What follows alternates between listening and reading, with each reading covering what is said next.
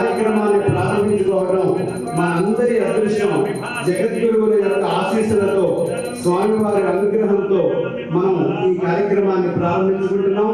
ఈ వార్షికోత్సవాలలో మొట్టమొదటి రోజు ఈరోజు. ఈ కార్యక్రమంలో ప్రహ్లాదవరదో దేవో యో నృసింహః పరో హరిః నృసింహోపాసకం నిత్యం తం నృసింహగురుం భజే. శ్రీ సచ్చిదానంద శివాభినవ్య నృసింహ భారత్యభిధానయతేంద్రాన్ విద్యానిధీన్ మంత్రనిధీన్ సదాత్మనిష్టాన్ భజే మానవ శంభురూపాన్ సదాత్మధ్యాననిరతం విషయేభ్యః పరాముఖం నవమిశాస్త్రేషు నిష్ణాతం చంద్రశేఖర భారతీం వివేకినం మహాప్రజ్ఞం ధైర్యౌదార్యక్షమానిధిం సదాభినవపూర్వంతం విద్యాతీర్థగురుం భజే. అజ్ఞానాం జాహ్నవేదేర్థం విద్యాతీర్థం వివేకినాం సర్వేషాం సుఖదం తీర్థం భారతీతీర్థమాశ్రయే. భారతీ కరుణాపాత్రం భారతీ పదభూషణం భారతీ పదమారూఢం భారతీ తీర్థమాశ్రయే. విద్యావినయ సంపన్నం వేదరాగం వివేకినం వందే వేదాంత తత్వజ్ఞం విధుశేఖర భారతీం. శ్రీమద్ పరమహంస పరివ్రాజకాచార్య వర్య పదవాక్య ప్రమాణ పారావారపారేణ యమ నియమాసన ప్రాణాయామ ప్రత్యాహార ధారణ ధ్యాన సమాధ్యష్టాంగ యోగానుష్ఠాన నిష్ఠ తపశ్చక్రవర్తి అనాద్య విచ్ఛిన్న శ్రీ శంకరాచార్య గురు పరంపరా ప్రాప్త షడ్దర్శన స్థాపనాచార్య వ్యాఖ్యాన సింహాసనాధీశ్వర సకల నిగమాగమ సార హృదయ సాంఖ్యత్రయ ప్రతిపాదక వైదిక మార్గ ప్రవర్తక సర్వతంత్ర స్వతంత్ర ఆదిరాజధాని విద్యానగర మహారాజధాని కర్ణాటక సింహాసన ప్రతిష్టాపనాచార్య శ్రీమద్ రాజాధిరాజ గురు భూమండలాచార్య ఋష్యశృంగపరవరాధీశ్వర తుంగభద్రాధీరవాసి శ్రీమద్ విద్యాశంకర పాద పద్మారాధక శ్రీమద్ జగద్గురు శ్రీమద్ అభినవ విద్యాతీర్థ మహాస్వామి గురు కనకమల సంజాత శ్రీమద్ జగద్గురు శ్రీ శ్రీ భారతీ తీర్థ మహాస్వామినాం తత్కర కమల సంజాత శ్రీమద్ జగద్గురు శ్రీ శ్రీ విధుశేఖర భారతీ మహాస్వామినాం చ చరణారవిందయోః సాష్టాంగ ప్రణామాన్ సమర్పయామః. న కర్మణా న ప్రజయా ధరేణ త్యాగేనైకే అమృతత్వమానశు పరేణ నాగం నిహితం గుహాయాం నిభ్రాజతే తద్యతయో విశంతి వేదాంత విజ్ఞాన సునిశ్చితార్థాః సన్యాసయోగాః శుద్ధ సత్వాః తే బ్రహ్మలోకే దుపరాంతకాలే పరామృతాః పరిముచ్యంతి సర్వే. అకర్మి పాపం పరమేశ్వరభూతం యత్పుండరీకం పురమధ్యసగ్స్థం అత్రావిదక్రం గగనం విశోకస్తస్మిన్ యదంతస్తదుపాసితవ్యం. యో వేదాదౌ స్వరః ప్రోక్తో వేదాంతే చ ప్రతిష్ఠితః తస్య ప్రకృతిరస్య యః పరః స మహేశ్వరః.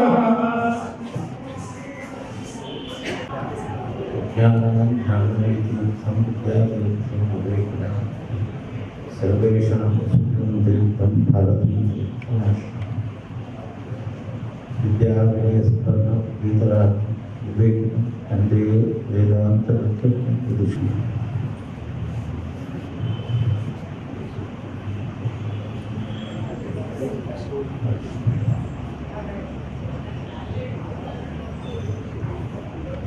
అత్యంత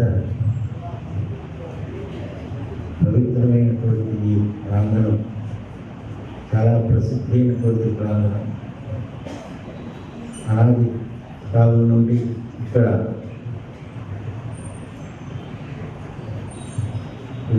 వేదాంత పురాణాది కళ ఉపన్యాసాలు నిత్యము అనేక ఆస్తికులు ఆధ్యాత్మిక చైతన్యాన్ని కలిగింపజేసినటువంటి ఈ పవిత్రమైనటువంటి ప్రాంతంలో శృంగేరి జగద్గురువుల యొక్క ప్రమాణికతో శివరాత్రి మహోత్సవం నిర్వహించుటకు గాను ఈ రోజు నుండి కార్యక్రమాలు ప్రారంభించబడుతున్నది.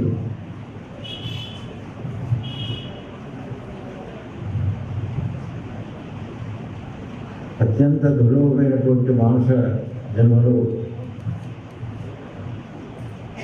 చాలా విశేషమైనటువంటిది ఏమిటంటే, మనం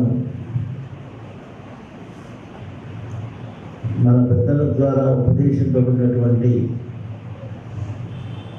ఆ తత్వాన్ని తెలుసుకుని ధర్మాధర్మ విచక్షణ చేసి ఆ ధర్మం నుండి అధర్మానికి విడనాడి ధర్మమార్గపరాయణుడై ఉంట చాలా విశేషం. వాటిలో విశేషముగా దుర్లభమైనటువంటి విషయం 4 ప్రశస్తముగా చెప్పబడినది. కాశ్యావాస శతాంశ గంగాంబరీశ్వరభూషణం. కాశీవాసం అత్యంత విశేషముగా చెప్పబడ్డది. సత్సంగం, సత్పురుషుల యొక్క సాంగత్యం, సజ్జన సంగతి ఒక్కటే మనకి ఈ యొక్క సంసారం నుండి తరింపజేసేది. కాబట్టి అది గంగా స్నానము, శివపూజనము. శివపూజనము అత్యంత ప్రశస్తముగా నిత్యము చేసేవారు ఉన్నప్పటికీ విశేష పర్వదినాల్లో చేయటం చాలా విశేషం. సోమవారం వ్రతం ఉన్నది, శివరాత్రి వ్రతం ఉన్నది, మహాశివరాత్రి వ్రతం ఉన్నది. ఆ మహాశివరాత్రి నాడు ప్రతి ఒక్క వ్యక్తి తన నిత్య నైమిత్తిక కర్మను ఆచరిస్తూ విశేషంగా అహర్నిశలు ఆ శివధ్యాన పరాయణుడై ఉండుట, శివనామస్మరణ చేయుట చాలా విశేషం. అత్యంత సులభంగా పరమేశ్వరుని మనం భక్తితో ఆరాధిస్తే అత్యంత సులభంగా ఆయన అనుగ్రహిస్తారు. ఆశుతోషులు ఉన్నారుగా, అర్కద్రోణ ప్రవృతి కుసుమై అర్చంతే విధే. అర్క పుష్పం, ద్రోణ పుష్పం మొదలగు పెద్దగా ఎవరు వాడేది కాదు, నిర్వాసనగా కనిపిస్తూ ఉంటుంది. ఎవరు వాడు అట్లాంటి పుష్పములు తీసుకొచ్చి ఆ శంకరునికి భక్తితో అర్చన చేసినట్లయితే ప్రాప్యంతైన స్వరహర పదం మోక్ష సామ్రాజ్య లక్ష్మి తన యొక్క ఆ సాయుధ్యాన్ని ఇస్తున్నాడు, ఆ మోక్ష లక్ష్మిని అనుగ్రహిస్తున్నాడు. ఇది తెలిసి కూడా ఏ ఒక్క వ్యక్తి ఆ ప్రయత్నం చేయకుండా ఉన్నట్లయితే వాడు ఆత్మద్రోహి, కర్ణవిషో భూత సాత్పటాన్ని వాడు తనకి తానుగా ద్రోహం చేసుకున్నట్టు అవుతున్నది. మానవ జన్మ దుర్లభమైతే ఆ జన్మని సార్థకం చేసుకోవడం చాలా విశేషం. అది కేవలం ఒక గురువునుగ్రహం చేత, ఈశ్వరానుగ్రహం చేతనే కలుగుతుంది. ఈశ్వరుడు గురువు వేరు కాదు. ఆ శంకరుడే శంభోమూర్తి శరతుని శంకరాచార్య రూప అన్నట్టుగా ఆ భగవత్పాద శంకరులుగా అవతరించి మనకు ధర్మ బ్రహ్మభూత చేసి మఠానాయను ఏర్పరిచి ఆ ధర్మరక్షణకి ఆ మఠంను స్థాపించి ఒక గురు పరంపరను ఏర్పరిచి ఆ పరంపరలో నేడు ఆ పీఠాన్ని అలంకరించి ఉన్నటువంటి పరమపూజ్య జగద్గురువులు మనందరినీ కూడా అనుగ్రహిస్తూ నిరంతరం కూడా ప్రతి ఒక్కరిని ధర్మాచరణ యందు చాలా శ్రద్ధ వహించవలేని చెప్పి ఉపదేశిస్తూ ఉంటారు. ఆ జగద్గురువుని మనం సేవిస్తూ వారి యొక్క అనుగ్రహంతో ఉన్నటువంటి ఇటువంటి ఎన్నో ధార్మికమైనటువంటి క్షేత్రములు అయితే ఉన్నాయో వాటిల్లో ఆ మఠం మర్యాదని పరంపరని అనుసరించి ఆ కార్యక్రమాలు నిర్వహిస్తూ గురువు అనుగ్రహానికి పాత్రయ్యేటట్టుగా అందరూ కూడా ఆస్తిక జనం ప్రయత్నించాలి. మనం ఎంత ధర్మశ్రద్ధ కలిగి ఉంటామో, ఎంత భక్తి కలిగి ఉంటామో అంత మనకి మన యొక్క జీవనంలో శుద్ధి కలుగుతుంది. భగవన్నామ స్మరణ సదా చేయటం, భగవద్భక్తిగా మన జీవనాన్ని మలచుకోవటం, గురువృత్తి పరాయణులై ఉండటం, ఆ గురుశబ్దానికి కూడా నేడు అనేక విధములుగా అనేక వ్యక్తులు వారి వారి యొక్క సొంత పోకల్లో సమాజంలో ఎంతో ప్రవర్తిస్తూ ఉన్నారు. పరంపర తెలియనటువంటి వారు, సంప్రదాయం ఎరగనటువంటి వారు కాస్త అటు ఇటు వ్యామోహం చెంది పోతున్నారు. కానీ మనకి మన పరంపరని మనం ఆశ్రయించి ఆ పరంపరాగతమైనటువంటి ఆ సంప్రదాయాన్ని మనం పాటిస్తూ ఆ మహాత్ముని దర్శిస్తూ శివరాత్రి, చతుర్యామ మహాశివరాత్రి కూడా చేస్తారు శ్రీ జగద్గురువులు. ఆ పూజ అత్యంత ప్రశస్తంగా సాగుతుంది. అటువంటి అదే మార్గంలో పిల్లలను ఆచరిస్తూ ఉంటాం. ఆ విధానంలో మనమంతా కూడా ఆ శివరాత్రి నాడు అహర్నిశలు ఆ పరమేశ్వరుని స్మరిస్తూ ఆరాధిస్తూ ఆ సద్గురు రూపంగా ఉన్నటువంటి సాక్షాత్తు దక్షిణామూర్తిరే మన జగద్గురువులుగా సంచరిస్తున్నారన్నటువంటి దృఢమైనటువంటి విశ్వాసం మాది. ఆ గురువుని స్మరిస్తూ సేవిస్తూ తరించాలి. మనమంతా కూడా నేడు సమాజము ధర్మములకు ఆ ధార్మిక చింతనకు చాలా విలక్షణంగా అనేక పోకళ్లతో ఎవరికి తోచినట్లుగా వాళ్ళు వ్యాఖ్యానాలు చేస్తూ విమర్శిస్తూ ఉన్నారు. కానీ అటువంటి వాటికి మనం మక్కువ చూపక మనదైనటువంటి ఒక ధర్మం ఏదైతే ఉందో దాన్ని తప్పగా మనం ఆచరించి భావితరానికి అందించే విధంగా మనం ఉండాలని ప్రతి ఒక్కరూ కూడా మనకి ఏ విధంగా పరంపరాగతంగా మన యొక్క వంశం చెప్తున్నారో మా తండ్రి తాతగారిని అదేవిధంగా మన పిల్లలకి మన గురు పరంపరని కూడా ఆ క్రమం తప్పకుండా ఆ గురువుని ఆశ్రయించేటువంటి ఆ మంచి ఆ లక్షణాన్ని వాళ్ళకి మనం బోధ చేయాలి. ఈరోజు ఒక కుటుంబ వ్యవస్థలో తండ్రి గారు ఒక ఆరాధన చేస్తే పిల్లలు ఎవరికి చూపినట్టుగా వాళ్ళు సొంతంగా వారి ఆరాధన చేస్తున్నారు. అది మంచి పద్ధతి కాదు. పరంపరాగతంగా ఏదైతే వస్తున్నదో, అనుచాయంగా వస్తున్నదో వాటిని ఆరాధిస్తూ సనాతనమైనటువంటి మార్గంన జీవించగలిగితే తప్పక వారు తరిస్తారు. ఈ కార్యక్రమానికి ఆహ్వానించినటువంటి ధర్మాధికారి శ్రీ హనుమత్ ప్రసాద్ గారు, ఇక్కడ ఉన్నటువంటి భక్తులందరికీ కూడా మా నారాయణ స్మరణ పూర్వక ఆశీస్సులతో ఈ భాషణాన్ని సమాపనం చేస్తాం. హర నమః పార్వతీపతయే హర హర మహాదేవ.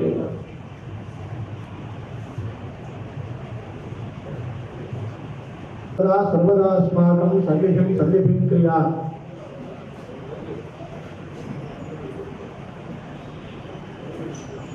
భారతీతీర్థనామ్నా యో భాభి సందీపయం జగత్ అజ్ఞానధ్వాంత సంక్షేప్త జయత్యజ్ఞ జగద్గురు. పరమ పూజ్య దక్షిణామ్నాయ సంగేరి శారదా పీఠాధీశ్వరుడు జగద్గురు అనంత శ్రీ విభూషిత భారతీతీర్థ మహాస్వాముల వారు, తదంతేవాసివతులు కనకమల సంజాతులు దక్షిణామ్నాయ శారదా పీఠాధీశ్వరుడు జగద్గురు విధుశేఖర భారతీ స్వామి వారి బాలపద్మాలకు భక్తితో సహస్రాధిక ప్రణామాలు సమర్పిస్తూ పరమహంస పరివిరాజకాచార్య వర్యులు శృంగేరి జగద్గురువుల ప్రతినిధులు తుని సచ్చిదానంద తపోవనాధీశ్వరులు శ్రీ శ్రీ శ్రీ సచ్చిదానంద సరస్వతి స్వామి వారి పాదపద్మాలకు నమస్కారాలు చేస్తూ ఈ ప్రాంగణంలోనే ఉన్న శ్రీవారి వద్ద ఆశ్రమ స్వీకారం చేసినటువంటి కైవల్యానంద భారతి స్వామివారు ఉన్నారు. వారందరికీ భక్తిపూర్వక ప్రణామాలు సమర్పిస్తూ ఈ రోజున ఈ క్షేత్రం చాలా గొప్పది, గొప్ప చరిత్ర ఉంది అనే మాట మన స్వామివారు చెప్పారు. రామకోటి ఉత్సవాలు 65 ఏళ్ల క్రితం ప్రారంభించి 66వ వార్షికోత్సవాలు వాళ్ళు మనం జరుపుకుంటున్నాం. ఇంత సుదీర్ఘమైన కాలం రామకోటి ఉత్సవాలు జరపడం అనేది చాలా కష్టసాధ్యమైన విషయం. భక్తుల యొక్క సహాయ సహకారాలు కానీ శ్రద్ధ భక్తి విశ్వాసాలు కానీ లేకపోతే ఇది జరిగే పని కాదు. అంత ప్రామాణికంగా అంత ఉదాత్త స్థాయిలో ధర్మశ్రద్ధతో ఈ విజయవాడ పొలంలో ఈ శివరామకృష్ణ క్షేత్రంలో రామకోటి ఉత్సవాలు జరుగుతూ ఉండటం, ఆ వార్షికోత్సవం సందర్భంగా ఈ 66వ వార్షికోత్సవ వేడుకలు ఈ శివరాత్రిని కూడా కలుపుకుంటూ ఈ ఉత్సవాలు జరుపుకోవడం అనేది కొత్తగా శ్రీవారి యొక్క కృపా విశేషం చేత వారి అనుగ్రహ పాత్రులైన ధర్మాధికారి శ్రీ సిస్ట హనుమత్ ప్రసాద్ గారి నేతృత్వంలో ఈ కార్యక్రమాలన్నీ వైభవంగా జరుగుతున్నాయి. అనాది కాలం నుంచి ఈ ప్రాంగణం చాలా పవిత్రమైనది. ఎన్నో కార్యక్రమాలు చేపట్టినప్పటికీ శ్రీవారు ఆజ్ఞాపించినటువంటి కార్యక్రమాన్ని తూచా తప్పకుండా యథాశక్తిగా ప్రతినిత్యం జరిపించాలి అనే దృష్టితో ఒక యాగశాల నిర్మాణం, ఇక్కడ జరిగేటువంటి అభిషేకం ఈ వారం రోజుల పాటు ప్రతిరోజు చాలా మహాన్యాసపూర్వకంగా ఏకాదశి రుద్రాభిషేకం చేయడం, ఒక ప్రతిరోజు లక్షపత్రి పూజ చేయడం, అనేక రకాలైనటువంటి వేదపారాయణలు, అమ్మవారు శారదా పరమేశ్వరికి సుప్రభాతం వినిపించడం, ఇలాంటి ఒక వినూత్నమైన కార్యక్రమాలన్నీ కూడా ఈ ఏడాది ఆరంభించడం ఇది శ్రీవారు అడుగుపెట్టిన తర్వాత వచ్చేటువంటి శోభ అని నేను మనం చేస్తున్నాను. ఏ ప్రాంతంలో నేను వారి దగ్గర విజయయాత్రలో ఉన్నప్పుడు అంతకు ముందు ఆ ప్రాంతానికి ఉండేటువంటి విశిష్టత అలా ఉంటూ దానికంటే ఒక విలక్షణమైన కార్యక్రమాలన్నీ కూడా వారు వచ్చిన తర్వాత ఇంతోధికమైనటువంటి శ్రద్ధతోటి జరగడం, అక్కడ ఉండేటువంటి భక్తజనం అందరూ కూడా చాలా ఆనందిస్తూ ఉండటం మేము కళ్ళారా చూస్తున్నాం. ఒక అనంతపురం కావచ్చు, ఒక కాకినాడ కావచ్చు, తుని సత్యనారాయణ తపోవనం కావచ్చు, ఇవన్నీ కూడా అంతకు ముందే అనేక కార్యక్రమాలు జరుగుతున్నాయి. కానీ స్వాముల వారు పాదం పెట్టిన తర్వాత అది ఒక తీర్థం అవుతుంది. తీర్థం అనే మాట మనం వింటూ ఉంటాం. తీర్థం అంటే ఏంటి అంటే మహద్భిరత్యాసితం తద్ది తీర్థం ప్రదక్షతే అని మహాపురుషులు అడుగుపెట్టిన చోట తీర్థము అంటారు. క్షేత్రాలు వేరు, తీర్థాలు వేరు. తీర్థాల దగ్గర ఆ తీర్థము అంటే భారతీయ తీర్థ మహాస్వాముల వారు అడుగుపెట్టిన చోట ప్రతి చోట తీర్థమే అవుతుంది. అక్కడ పవిత్రత మూర్తీభవించి ఉంటుంది. ఆచార్య శంకరులు విజయయాత్ర చేసి ప్రపంచం అంతా భారతదేశం అంతా సంచరించి ధర్మ సంస్థాపనం చేయడానికి ఎంత కృషి చేశారో వారి దివ్య అనుగ్రహంతో భారతీయ తీర్థ మహాస్వాముల వారు కూడా సమస్త భారతావనిలో వైదిక ధర్మ ప్రచారానికి బద్ధ కంకణులై వారి అనుగ్రహ ఆశీస్సులతో అనేక చోట్ల అనేక ధార్మిక కార్యక్రమాలు ఏర్పాటు చేస్తున్నారు. దాంట్లో మనం కూడా ఒక శిష్య పరమాణువులుగా ఉంటూ ఆ ఆనందాన్ని, ఆ అభ్యుదయాన్ని మనం పొందేటువంటి అవకాశం మనం పొందడం చాలా గొప్ప అదృష్టం. మన భాగ్యం చేత మనకి జగద్గురు భారతీయ తీర్థ స్వాముల వారు గురువులుగా లభించారు. వారి కరకమల సంజాతులైన విజయశేఖర భారతీయ స్వాముల వారు వారి చూపిన మార్గంలోనే సంచరిస్తూ మనందరికీ కూడా అనుగ్రహాన్ని పంచిపెడుతున్నారు. ఆ ఉభయ జగద్గురువుల యొక్క ఆశీర్ అనుగ్రహాలతో ఈ రామకోటి ఉత్సవాల తాలూకు 66వ వార్షిక వేడుకల్ని వారి ప్రతినిధులుగా పరమహంస పరివిరాజకాచార్యులు సచ్చిదానంద సరస్వతి స్వాముల వారు ప్రారంభించారు. గురువందనంతో స్వామివారి యొక్క అనుగ్రహ భాషణంతో ఈ కార్యక్రమం ప్రారంభమైంది. ఇక తర్వాత నా మీద ఉండే ప్రేమతోటి మా హనుమత్ ప్రసాద్ గారు శృంగేరిలో శివరాత్రి వైభవం గురించి 4 మాటలు చెప్పండి అన్నారు. శృంగేరిలో శివరాత్రి అది చూసి తీరాలి తప్ప చెప్పేది కాదు. అవాంగ్మానస గోచరమైన దివ్యమైన అనుభూతి. శృంగేరి క్షేత్రం గురించి, అక్కడ శివరాత్రి కార్యక్రమాల గురించి మనం వర్తించుకునే ముందుగా అసలు శివారాధన ఎందుకు అనేది ఆరంభించుకుని శృంగేరి క్షేత్రం గురించి 4 మాటలు చెప్పుకుని శివరాత్రి వైభవం గురించి ముగిద్దాము కార్యక్రమం. స్కాంద పురాణంలో వేదవ్యాస మహర్షి బ్రహ్మోత్తర ఖండం అని ఒక ఖండం, ఒక 20-25 అధ్యాయాలు సుమారుగా గ్రంథం శివపారమ్యంతో గ్రంథాన్ని రచించారు. స్కందపురాణంలో చాలా చోట్లంతా శివపారమ్యం ఉంది. కానీ మన శక్తిని బట్టి, మనకు ఉండేటువంటి అసమర్థత వల్ల పెద్ద గ్రంథాన్ని, 1,00,000 శ్లోక సంఖ్యమైన గ్రంథాన్ని అందరినీ మనం చదివేటువంటి ఆ ఓపిక లేదు, మనసులో ధారణ చేసేటువంటి పరిస్థితి లేదు. ఆ చిన్న భాగంలో సుమారు ఒక 150 పేజీల్లో 25 అధ్యాయాల్లో శివ పూజ మహిమ, దాంట్లో ఇందాక మన స్వామి వారు చెప్పినట్టుగా ప్రదోష వ్రత మహాత్మ్యం, సోమవారం వ్రత మహాత్మ్యం, అలాగే మహాశివరాత్రి వైభవం, గోకర్ణ క్షేత్రం యొక్క వైభవం, ఉమామహేశ్వర వ్రతం, ఇలాంటి రుద్రాక్ష మహాత్మ్యం, రుద్రాధ్యాయ ప్రశంస, ఇలాంటి హెడ్డింగ్స్తో కొన్ని అధ్యాయాలన్నీ ఉన్నాయి. ఇవాళ జగత్తులో సర్వత్రా ప్రసిద్ధమైనటువంటి శివకవచ స్తోత్రం భద్రాయు ఉపాఖ్యానం అనే పేరుతోటి ఆ స్కాంద పురాణంలో ఆ భాగంలో బ్రహ్మోత్తరకాండంలో ఉంది. శివకవచం అనేటువంటిది భద్రాయువుకి ఉపదేశం చేస్తారు మహర్షి. దానివల్ల ఆయన శత్రు విజయం పొంది అనుకున్నటువంటి కోరికలన్నీ తీర్చుకుంటాడు. ఆ కథ కూడా దానిలోనే ఉంది.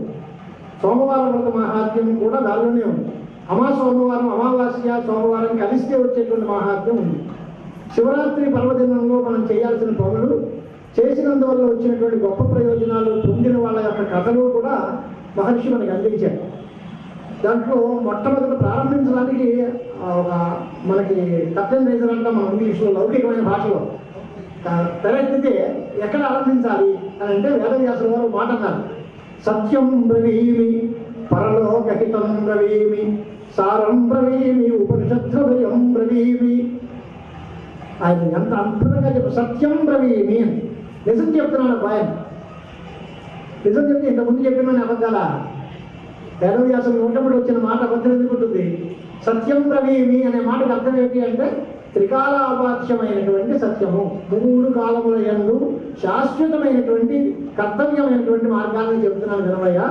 ఇది నిజంగా మీరందరూ తరించాల్సిన మాట, వినవలసిన మాట, హృదయంలో పదిలంగా దాచుకోవలసిన మాట అనే మాట. దానికోసం సత్యం బ్రవీమి పరలోకహితం బ్రవీమి.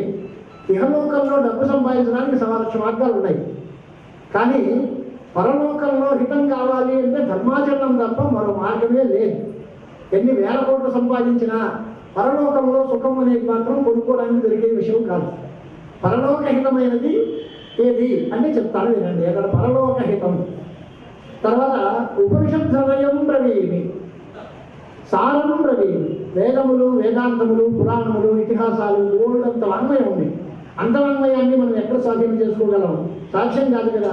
బాబు 4 మొక్కలు నేను ధరించడానికి ఏదైనా చిన్న మార్గం చెప్పండి అని గురువు గారి దగ్గరికి వచ్చి అడుగుతూ ఉంటారు. వారు ఏదో ఒక ఉపదేశం చేస్తారు. దానివల్ల మనుషులు చాలా బాగుపడి మేము ప్రశాంతంగా ఉన్నామండి, మేము చెప్పిన ఉపదేశాన్ని పాటిస్తున్నాం, మాకు చాలా ఆనందంగా ఉంది, మా సమస్యలన్నీ పోయేయండి అని సమాధానం చెప్తూ ఉంటారు. అలాగే సారం ఏది? వేద శాస్త్ర పురాణ ఇతిహాస సారం ఏది? ఉపనిషత్ హృదయం ఏది అంటే ఈ 4 చెప్తాను వినండి అన్నాడు. సత్యం బ్రవీమి పరలోకహితం బ్రవీమి సారం బ్రవీమి ఉపనిషద్హృదయం బ్రవీమి. సంసారం ఉల్బణం అసారం అవాప్య జంతో. ఎవరికయ్యా? ఎవరికి చెప్తారు అని అంటే జంతువు. జంతువు అంటే ప్రాణం కలిగిన వాడు, జన్మించినవాడు. జంతువు అనే మాటకు అర్థం పశువులు పక్షులు మాత్రమే కాదు, మనుషులు కూడా జంతువులే. ఎందువల్ల అంటే జన్మ ఎత్తిన వాళ్ళందరినీ జంతువులు అంటారు. జన్మ అంటే ఒక దేహంతో సంబంధం, ఒక శరీర సంబంధం కలిగి ఉంటే ఆ శరీరం మనుష్య శరీరం అయితే మనిషి, పశు శరీరం అయితే పశువు, క్రిమి కీటకాదుల్లో ఉంటే క్రిమి, మొత్తం దానిలో ఉండే జీవతత్వం అంతా ఒకటే, చైతన్యం ఒకటే. ఇంకా జన్మ ఎత్తినటువంటి వాళ్ళకి ఈ ఉల్బణం అసారం సంసారం అవాప్య మహాఘోరమైనటువంటి సారరహితమైన ఈ సంసారం పొంది దీంట్లో వీళ్ళు ఏదైనా బాగుపడాలి అంటే ఒక మార్గం ఏదైనా ఉందా? ఇంత 3 పాదాల్లో దీనికి బేస్ తయారు చేసి సారోయం ఈశ్వర పద అంబురహస్య సేవాన్, ఈశ్వర పదాల మీద సేవ చేయడం తప్ప మరొక సారం లేదు అని తీర్మానం చేశారు ఆయన వేదవ్యాసుల. జగద్గురు భారతీ తీర్థ మహాస్వాముల వారు ఎప్పుడు చెప్పినా ఇదే మాట చెప్తారు. షష్ఠి పూర్తి ఉత్సవం చేయాలి అని, వైభవంగా వర్ధంతి ఉత్సవం జరపాలి అని భక్తులందరూ కోరితే మన CEO గారు గౌరీశంకర్ గారు వాళ్ళందరూ నేర్పుతుంటే వీళ్ళే ఏం చేస్తారయ్యా మాకు ఉత్సవం, నాకు ఆనందం కలిగించేవి 2 పనులు. ఒకటి పార్వతీ పరమేశ్వరుల పూజ, లేదా శాస్త్ర వ్యాసంగం. ఇంకా ఎందుకంటే 3వ పని లేదు నాకు.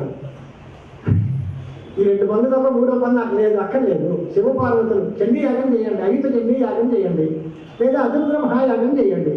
శివుడు పార్వతి సంతోషిస్తారు, అది నాకు ఆనందం.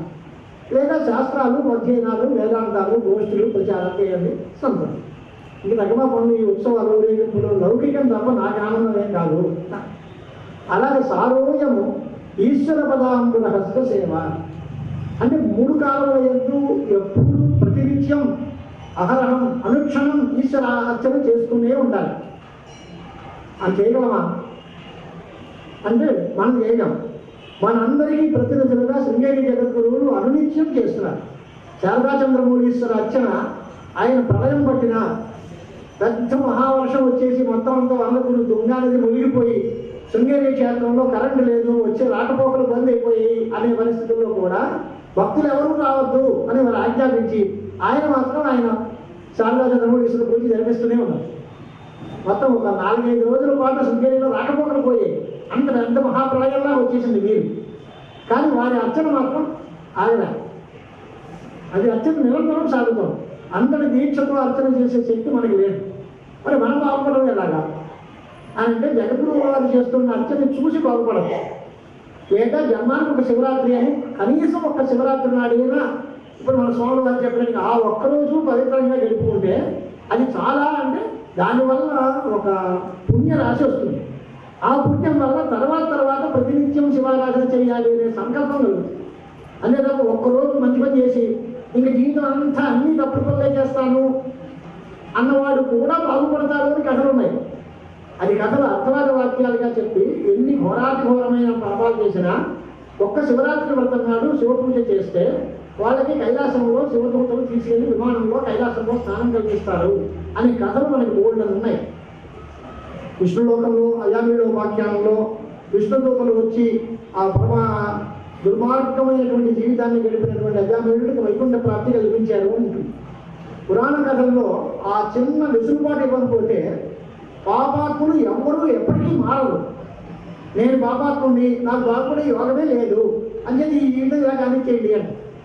అలా కాకుండా ఎప్పటికైనా మార్పేయండి. ఆస్తికులు మహానుభావులు ఎప్పుడూ ఉంటారు. సత్పురుషులు వాళ్ళ కోసం మనం చెప్పక్కర్లా. కానీ ఎవరు కాస్త పక్కదారిలో ఉన్నారో లేదా శ్రద్ధ కొంచెం అటు ఇటుగా ఉండి ఊగిసలాడుతున్నారో వాళ్ళని బలపరిచి వాళ్ళకి భక్తిని దృఢంగా చేసి వాళ్ళందరినీ ఆస్తికులుగా తయారు చేయడం కోసం చేసేటువంటి ప్రచారాలు ఇవన్నీ. ఈ ధర్మ ప్రచారం వల్ల అసలే ధర్మాత్ములైన వాళ్ళు ఇంకా చాలా మనం చేసే పని బాగుంది, మంచి పని, శాస్త్రం ఒప్పుకుంది, పెద్దలు అంగీకరిస్తున్నారు, గురువులు సంతోషిస్తారు, కనుక దీన్నే కొనసాగిద్దాము అనే నిర్ణయం వాళ్ళు చేసుకుంటారు.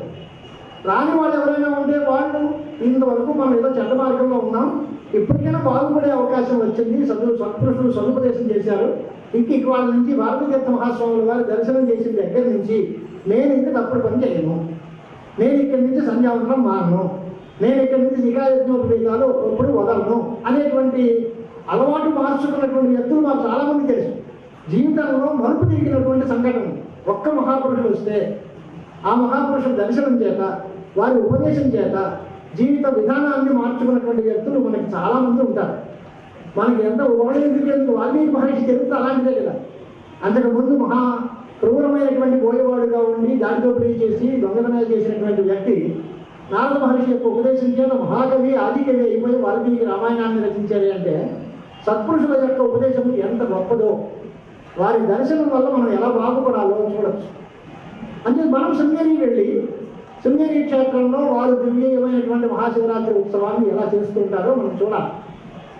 ఆ ఈశ్వర అర్చన చాలా ప్రధానమైనది. అందులోనూ చాలా ఇదే గ్రంథంలో మాఘకృష్ణ చతుర్దశి మహాశివరాత్రి ఆ రోజు శివలింగం, ఉపవాసం, జాగరణం ఈ 4 చాలా దుర్లభమైన వస్తువులు అని చెప్తారు వేదవ్యాస మహర్షి.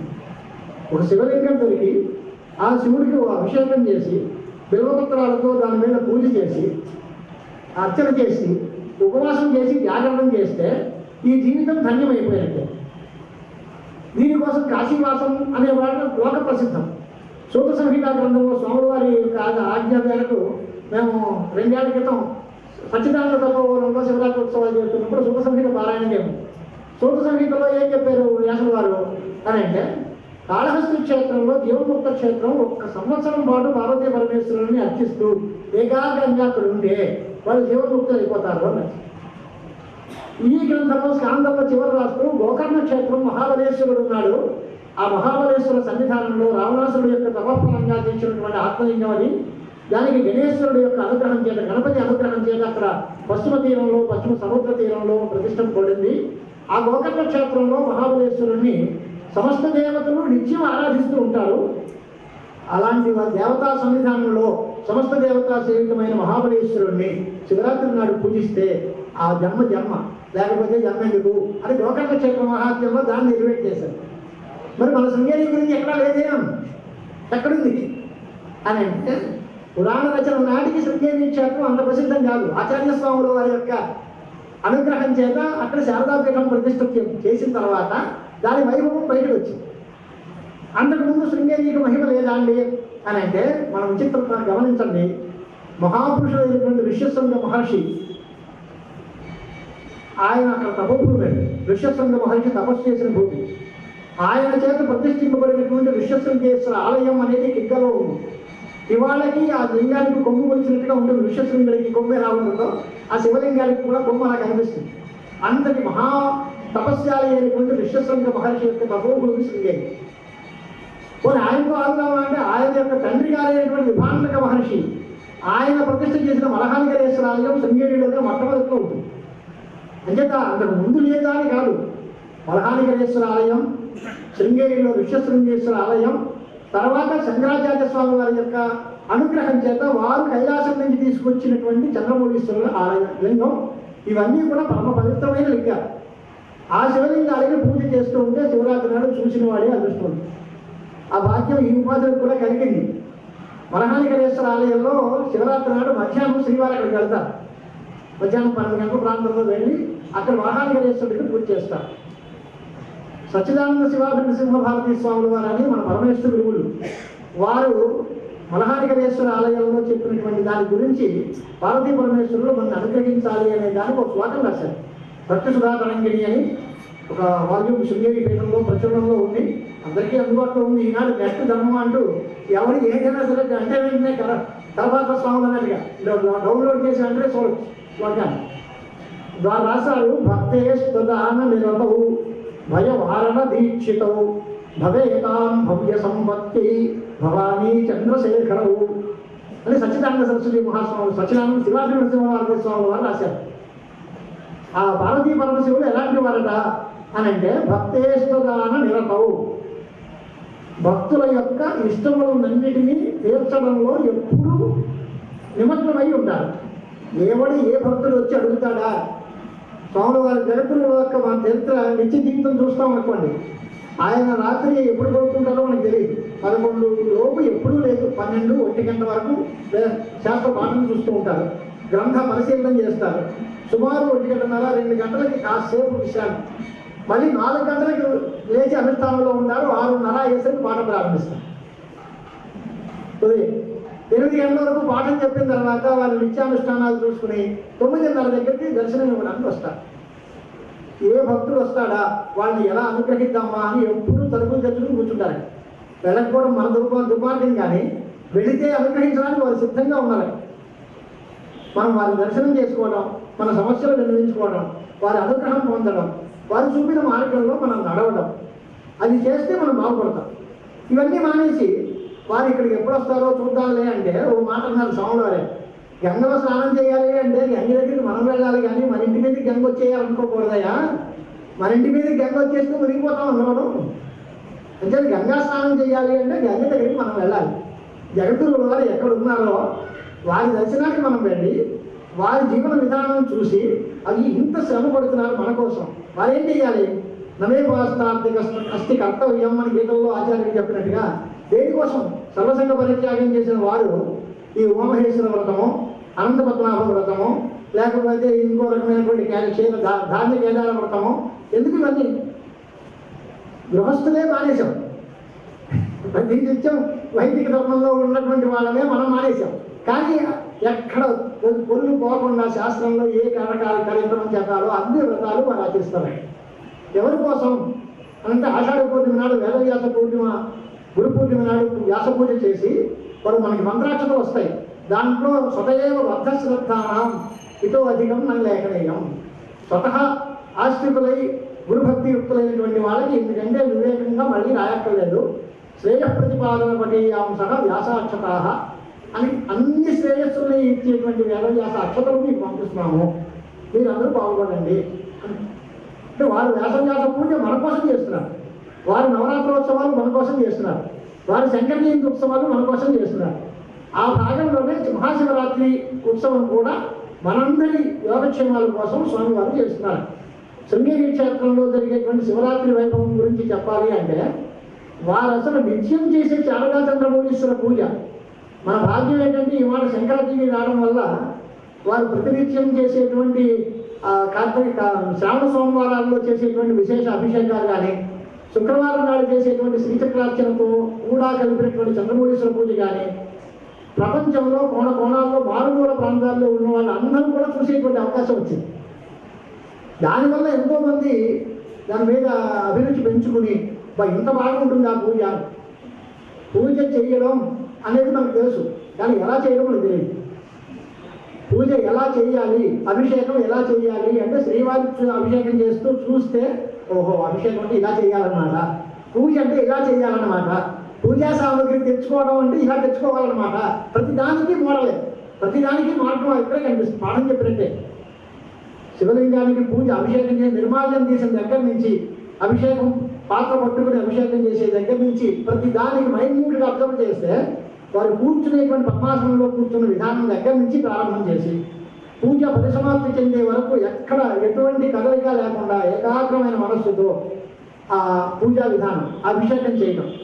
అభిషేకం చెప్తూ ఉన్నప్పుడు పండితులు అందరూ చెప్పేటువంటి మంత్రాలు వారు ఉపంస ఉచ్చారణతో వారు కూడా లోపల ఉచ్చరిస్తారు. సమస్త వేదాలు వచ్చిన వారు కనుక అన్ని మంత్రాలు స్వాధీనంగా ఉన్నాయి కాబట్టి వారు కూడా మంత్రోచ్చారణ సూక్ష్మంగా చేస్తూ వీరు ఎక్కడ ఏమాత్రం సాహిత్యాలు ఉన్నా దాన్ని దిద్దుతూ. ఇంకో గొప్ప విశేషం ఏంటి అంటే వారు ఏ మంత్రాన్ని ఉచ్చరిస్తారో దాని పరిపూర్ణమైన అర్థం వారికి తెలుసు. ఆ అర్థాన్ని అనుసంధానం చేసుకుంటూ ఆత్మానందంతో చేసే అర్చన.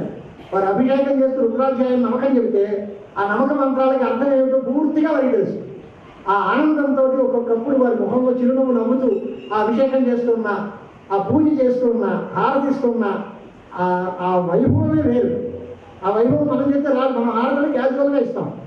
ఆ హారతి ఇచ్చే మంత్రానికి అర్థం తెలియదు మనకి, హారతి ఎలా ఇవ్వాలో తెలియదు, దాని మీద ఉండాల్సినంత మనస్సు పెట్టాం. లక్షపత్రిని పూజ చేస్తామంటాం, దాని మీద ఒక్కడితే దాన్ని వాడేస్తాం. ఎన్ని నామాలు అయ్యాయి, ఎన్ని విలువలు పెట్టేవి తెలియదు. స్వామివారి దగ్గర పూజా విధానం అంటే నమః అనేసరికి బలం పోదు. మళ్ళీ రెండో నమః అని అన్న తర్వాతే తప్ప మంత్రం చెప్పకుండా నామోచ్చారణం లేకుండా బిల్వదళం పడదు. బిల్వదళం పడింది అంటే నామం చెప్పకుండా ఉండాలి. మీకు హోమం చేస్తే ఆమెకు స్వాహ అన్న తర్వాత హోమం చేయాలి, నమస్కారం త్యాగం చెప్పాలి, తర్వాత జరగాలి. అంటే అంత పర్ఫెక్ట్గా డిసిప్లిన్ అని మనం మామూలు క్రమశిక్షణ అంటామే. వైదికమైనటువంటి కర్మల్లో క్రమశిక్షణ చూడాలి అంటే జగద్గురువుల వారి యొక్క సమక్షంలో వారు చేసేటువంటి విధానంలో లేదా వారి ఆశీర్పాత్రమైనటువంటి అక్కడ ఉండేటువంటి అర్చకులు, పురోహితులు, పండితులు వారందరూ చేసే కార్యక్రమాల్లో వారి ప్రతినిధులుగా ఇక్కడ సచ్చిదానంద తపోవనంలో మన స్వాముల వారి యొక్క పర్యవేక్షణలో జరిగే కార్యక్రమాల్లో అలాంటి క్రమశిక్షణ మనకు కనిపిస్తుంది. తగ్గిపో చోట పని జరుగుతుంది. మంత్రం తీర్థానికి తీర్థం, ప్రసాదానికి ప్రసాదం, ఎవరు వాళ్ళది. మంత్రం చెప్పి కూడా మంత్రం చెబుతూ ఉంటాడు, ఏదో వేస్తూ ఉంటాడు, ఏం వేస్తాడో తెలియదు. మీరు మధ్యలో సెల్ఫోను నొక్కుంటూ మాట్లాడుతూ చూస్తూ ఏకాగ్రత లేదు, అన్నిటికీ కోఆర్డినేషన్ లేదు. మంత్రం చెప్పేటువంటి వాళ్ళు, పూజ చేసేటువంటి వాళ్ళు, చూసేటువంటి వాళ్ళు అందరి దృష్టి ఒకే చోట ఏకాగ్రంగా ఉండాలి అంటే ఆ చంద్రమౌళీశ్వర లింగం పట్లే చూస్తూ ఆ లింగానికి వారు చేసే అభిషేకం ఎంత ఏకాగ్రంగా చేస్తారో చూసేటువంటి వేలాది మంది భక్తుల యొక్క ఏకాగ్రత కూడా అక్కడే ఉంది. అలాంటి విచిత్రమైనటువంటి పరిస్థితి మరి ఎక్కడ మనం చూడలేము. ఇది అభిమానంతో లేదా భక్తి ఆవేశంతో చెప్పామని మీరు అనుకోవచ్చు. మేము ఇతరులను నిందించేటువంటి వాళ్ళం కాదు, కానీ మా వరకు మేము అలాంటి ఆనందం పొందాలి అంటే శృంగేరి క్షేత్రంలో లేదా జగద్గురువుల వారి యొక్క అర్చన విధానంలో పొందిన ఆనందం మరి ఇంకెక్కడ దొరికేటువంటి పరిస్థితి లేదు. సచ్చిదానంద శివాభి నరసింహ స్వామి వారు మనందరినీ జాగ్రత్త పరచడం కోసం శ్లోకం రాశారు. పాపౌఘం ధ్వంసయిత్వా బహుజనిలయం కించ పుణ్యాని మారాత్ సంపాద్య ఆస్తిక్య బుద్ధిం శృతి గురువచనేష్వాదరం భక్తిదార్ఘ్యం దేవాచార్యద్విజాదిష్వభిమనునిమహే తావకీనే తదీయే విద్యాం శుద్ధం చ బుద్ధిం కమలజ దయితే సత్వరం దేహి మధ్యం. కమలజ దయితాష్టకం అని పేరు. మీరు ఎప్పుడైనా నెట్లో డౌన్లోడ్ చేసుకోండి. స్వామివారి రచన అది. కమలజ దయిత అనే మాటకి అర్థం ఏంటి అంటే కమలజుడు అంటే బ్రహ్మగారు, కమలజ దయిత అంటే బ్రహ్మగారి ఇల్లాలైన శారదా పరమేశ్వరి వాగ్దేవి. ఆ శారదా పరమేశ్వరి మీద ఒక అష్టకం రాశారు. ఆ అష్టకం రాసి ఆయన కోరిక ఏంటి? ఇంకో విచిత్రంగా భక్తి సుధాకరంగా మనం చదివితే స్వాముల వారు విజయయాత్రకి బయలుదేరేటప్పుడు అమ్మవారితో మొరపెట్టుకున్నటువంటి విజ్ఞాపన శ్లోకాలు ఉన్నాయి. ఏమమ్మా నేను ఏం తప్పు చేశాను, లేదా నా మీద నీకు ఎందుకు ఇంత కోపం వచ్చింది, నన్ను శృంగేరి నుంచి బయటికి వెళ్ళేస్తున్నావు, నేను నీ పాదాల మీద సేవ చేసి ఇక్కడ తరించాలి, బయటికి ఎందుకు పంపించేస్తున్నావు అమ్మా అన్నంత ఆవేదనతో కొన్ని శ్లోకాలు ఉన్నాయి. ఆ తర్వాత మళ్ళీ అనుగ్రహంతో శిష్యవాత్సల్యంతో ఈ శృంగేరి భక్తజనం అంతా ఏమైపోతారు, నేను వీళ్ళు బాగోగులు చూడాలి కదా, నేను ఎవరికి అప్పచెప్పు వెళ్ళమ్మా, నీకే అప్పచెప్తున్నాను, మా వాళ్ళందరినీ యోగక్షేమాలు జాగ్రత్తగా చూస్తూ ఉండు, నేను తిరిగి వచ్చే వరకు వీళ్ళందరినీ రక్షించి తల్లి అమ్మవారికి అప్పీల్ చేసినటువంటి శ్లోకాలు ఉన్నాయి.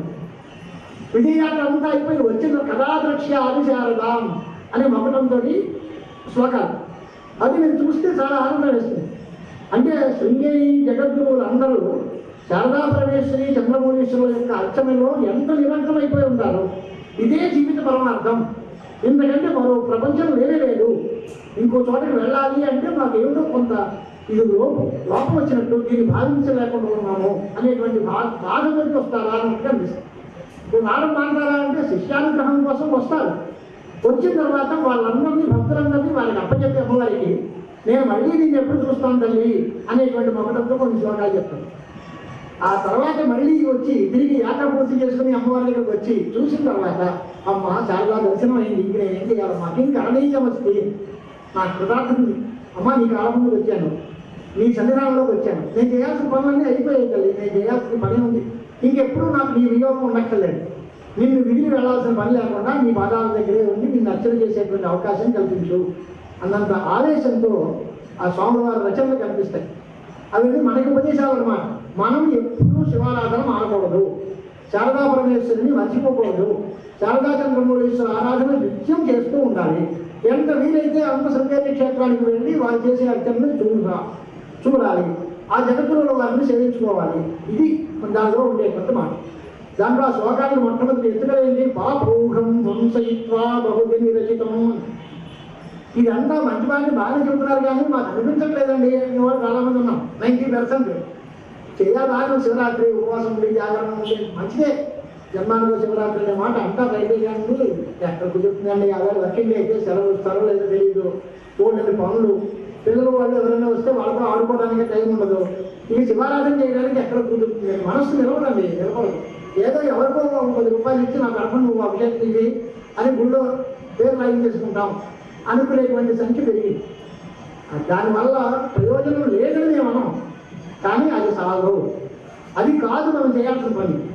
మనం అక్కడ ఉండి మనకి మంత్రాలు రాకపోతే ఎవరికైనా ఏ గణపతి గారితో కూర్చొని అయ్యా మీరు చెప్పండి, మేము అక్కడ ఉంటాం, శివ అనుకుంటూ ఉంటాం, మీరు 5 మంత్రాలు మీరు చెప్పండి, నామోచ్చారణం మేము చేస్తాం, పూజ మా చేతులతో చేసుకుంటాం, లేదా మేము అక్కడ ఉండి మా అర్చనలు చేస్తూ ఉంటే చూస్తాం. ఈ భావంతో మన తాలూకు అటెండెన్స్ ఉంటే దానివల్ల కొంచెం వైభవం లేదు. కానీ అది లోపిస్తోంది అంటే కారణం ఏమిటి అంటే స్వాముల వారు మొట్టమొదటి చెప్పిన మాట, పచ్చరోగ పచ్చగా ఉన్న వాడికి లోకమంతా పచ్చగా కనిపించినట్టు, పైత్య రోగానికి బాగా గురిగా ఉండి రోగం పెరిగితే వాడికి పాలు ఇవ్వడం, లోపలికి కక్కేస్తారు. ఆహారం మంచిదే కానీ లోపలికి ఇవ్వదండి అన్నట్టుగా రోగం ఉన్నవాడికి ఆహారం ఎలా ఇవ్వడదో అలాగే పాపం మనస్సు నిండా ఉంటే వాడికి శివభక్తి రాదు, శివ పూజ చేయాలనిపించదు, శృంగేరి క్షేత్రానికి వెళ్ళాలనిపించదు. జగద్గురువుల వారే స్వయంగా ఈ ఊరు వచ్చారన్నా కూడా దాన్ని కూడా మేము చూడడానికి అవకాశం లేదు, మేము ఊరు వెళ్తామండి అనే పరిస్థితి వస్తుంది.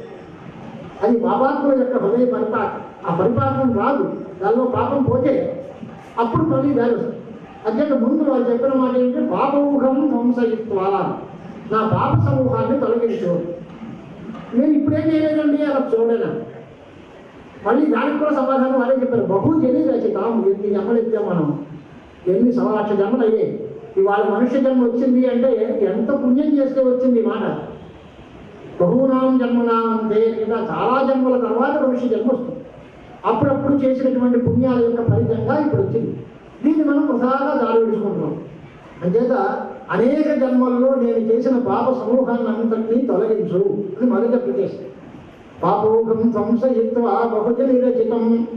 పాపం పోయింది, ఒక ఆయన ఉన్నట్టు అప్పులన్నీ తీర్చేయండి, రేపు జెండానికి ఏదండి, పాపాలన్నీ పోయాయి, అప్పులన్నీ పోయాయి, రేపు పొద్దున్నకి రూపాయి లేదు అంటే ఎలాగా బ్యాలెన్స్ అని అంటే కించ పుణ్యాన్ని వారాత్ సంపాద్య. నాకు లేని పుణ్యం అంతా రావాలి, నా దగ్గర ఉన్న పాపాలన్నీ పోవాలి, నాకు పుణ్యం అంతా నా దగ్గరికి రావాలి. పుణ్యం వస్తే ఏం చేస్తావయ్యా అని అంటే సంపాద్య ఆస్తిక్య బుద్ధి. ఆ పుణ్యవశం చేత నేను ఆస్తిక్య భావన, పరమ విశ్వాసంతో దేవతల్ని, గురువుల్ని, ఈశ్వరుణ్ణి, వేదాల్ని గౌరవించేటువంటి ఆలోచన నా మనస్సులో వస్తుంది. అది ఆస్తిక్య బుద్ధిని సంపాదించుకోవడం. అది తనిష్టం. మొట్టమొదటిది పాపాలు తొలగించుకున్నట, రెండవది పుణ్యం సంపాదించుకున్నట. ఆ పుణ్యం సంపాదించుకున్నటువంటి వాళ్ళకి ఆస్తిక్య భావన కలుగుతుంది. అలాంటి ఆస్తికులు ఎలా ఉంటారు, మేము ఎలా గుర్తించగలం ఇంతమందిలో? ఇంకో మళ్ళీ డేవిడ్ అవుతున్నాం అనుకోకపోతే, స్కాంద పురాణంలో వేదవ్యాసుల వారు అన్న మాట ఏంటి అంటే, ఈ ప్రపంచంలో ఎవరు శివ పూజ చేశారు, ఎవరు శివ పూజ చేయలేదు ఎలా గుర్తిస్తారండి అంటే, ఎవరు సుఖంగా, ఆనందంగా, ఐశ్వర్యంతో, విద్యావంతులై, రూపవంతులై సుఖంగా జీవిస్తున్నారో వాళ్ళందరూ శివ పూజ చేసినట్టు లెక్క. ఎవరు అనారోగ్యాలతో ఉండి దరిద్ర బాధపడుతూ రోగగ్రస్తులై తినడానికి కూడా తిండి లేక సమాజం అందరి చేత కూడా నిందింపబడుతూ జీవిస్తున్నారో వాళ్ళు గతంలో శివ పూజ చేయలేదు అని. ఇది వారి తీర్మానం. గతంలో శివ పూజ చేసిన వాళ్ళు ఇప్పుడు సుఖంగా జీవిస్తారు. గతంలో శివ పూజ మానేస్తే ఇప్పుడు శుభ్రమైన జీవితాన్ని గడుపుతున్నారు. నీకు భవిష్యత్తులో నువ్వేమిటి ఏం కావాలనుకుంటావు నీ ఇష్టం. నాకు ఇలాంటి జీవితమే మళ్ళీ కావాలి అనుకుంటావా, లేక ఇప్పుడు ఏదో పడ్డాను నేను, నా భాగం నాతో పోవాలి, మా కొడుకులు మనవులు అందరూ బాగుపడాలి, నేను మళ్ళీ జన్మ ఎత్తితే మంచి జన్మ రావాలి అనుకుంటావా? అలా అనుకుంటే శివ పూజ చేయి ఇప్పటి నుంచేనా. గతంలో చేయలేదు కనుక ఏదో అయింది గతం గత.